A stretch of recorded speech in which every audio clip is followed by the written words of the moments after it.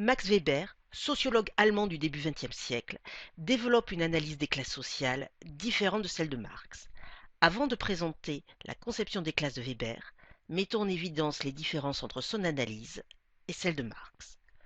Première différence, Weber rejette la vision strictement matérialiste et déterministe de Marx.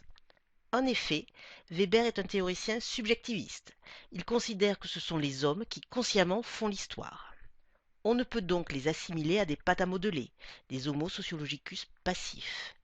Marx considère aussi que les phénomènes sont reliés par des relations de causalité mécanique. En revanche, pour Weber, la causalité est d'ordre probabiliste.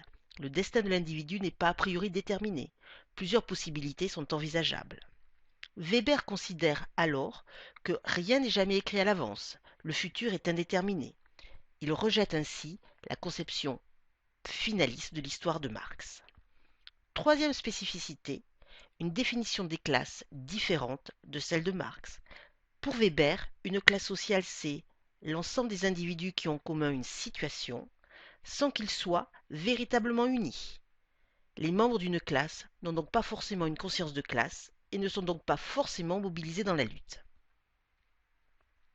Ainsi, Weber développe une conception particulière de la lutte des classes.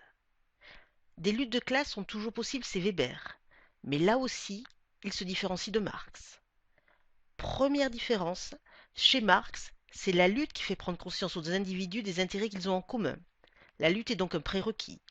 Au contraire, dans l'analyse de Weber, c'est parce qu'ils ont pris conscience de leurs intérêts communs que les individus luttent. La conscience de classe précède la lutte. Deuxième différence, Weber considère que les acteurs en lutte et les formes du conflit évoluent avec les transformations économiques. Rien n'assure donc que le prolétariat et la bourgeoisie seront dans le futur les acteurs centraux de la lutte.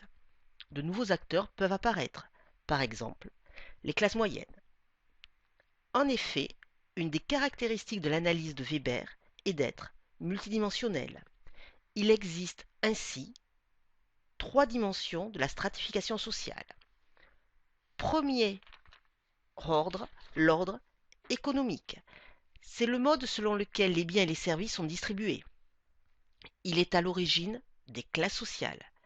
La classe est un groupe de personnes occupant le même statut de classe, défini à partir des revenus et du patrimoine. Elle se caractérise par un niveau et un style de vie particuliers.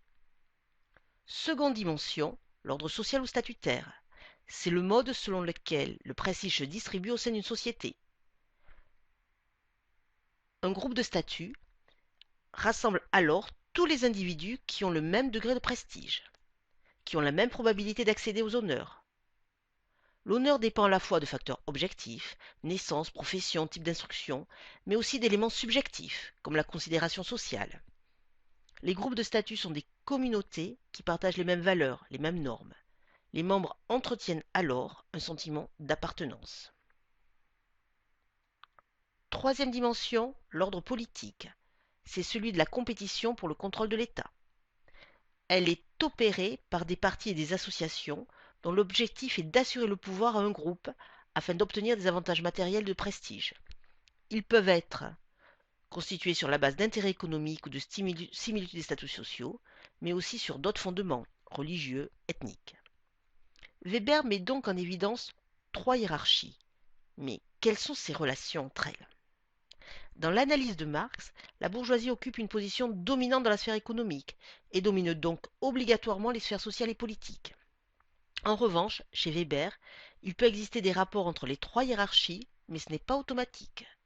Les deux autres peuvent être juxtaposés, le statut économique privilégié pouvant aller avec une forte considération sociale, par exemple le PDG d'une grande entreprise. Mais les hiérarchies peuvent être aussi différentes. Le nouveau riche est en haut de l'ordre économique, mais son prestige est faible. L'aristocrate ruiné est en bas de l'ordre économique, mais en haut de l'ordre social. Pour conclure, un tableau de synthèse de Serge Bosc présentant les caractéristiques des trois ordres.